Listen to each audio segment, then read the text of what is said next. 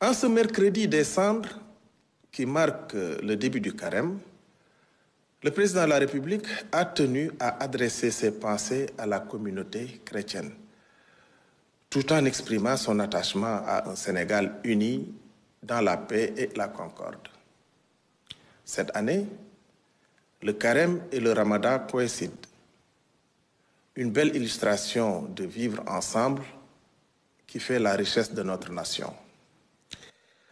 Relativement à la rencontre gouvernement-patronat-syndicat, le président a salué l'engagement des différents acteurs qui représentent un marqueur important dans la perspective de la signature d'un pacte de stabilité sociale projeté pour le 1er mai 2025, tenant compte de la situation budgétaire et financière du pays.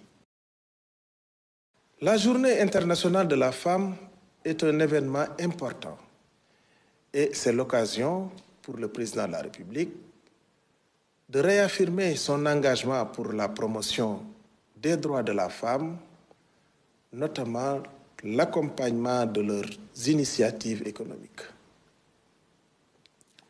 Ainsi, la prochaine loi sur l'autonomisation économique des femmes représentera un cadre juridique consolidateur de cette ambition. La pêche artisanale est un sous-secteur crucial pour l'économie nationale, notamment en termes de création d'emplois locaux et de génération de devises.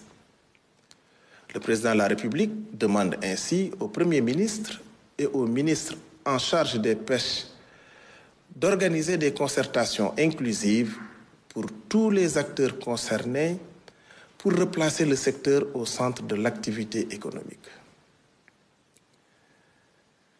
Le Premier ministre est revenu sur la première rencontre tripartite entre le gouvernement, les syndicats et le patronat.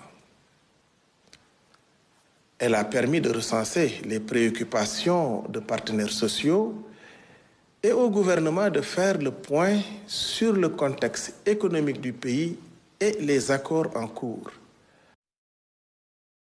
Les syndicats ont soulevé des revendications dans plusieurs secteurs, notamment la santé, l'éducation et les collectivités territoriales. Le patronat a insisté sur l'urgence d'apurer la dette intérieure et de renforcer le dialogue public-privé, notamment par la loi sur le contenu local et un projet de loi sur le patriotisme économique. Le gouvernement s'engage à finaliser un pacte national de stabilité sociale d'ici le 1er mai 2025, qui sera l'aboutissement des discussions sociales inclusives au plus tard le 2 avril prochain.